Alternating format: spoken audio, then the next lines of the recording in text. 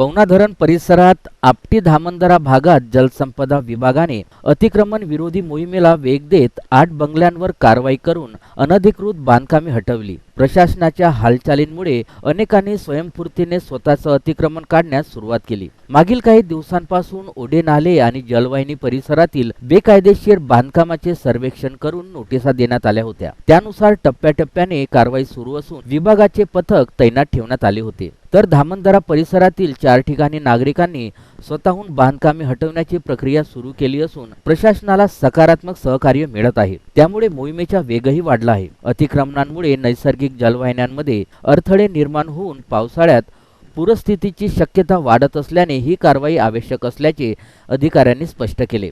Police बंदोबस्त नसल्याने काही ठिकाणी अधिकाऱ्यांना स्थानिकांच्या रोषालाही सामोरे जावे लागल्याची माहिती मिळाली आहे। उर्वरित अतिक्रमणांवर पुढील काही दिवसात कारवाई सुरूच राहणार आहे। त्यामुळे पवना धरण परिसर मोकळा श्वास घेणार आहे।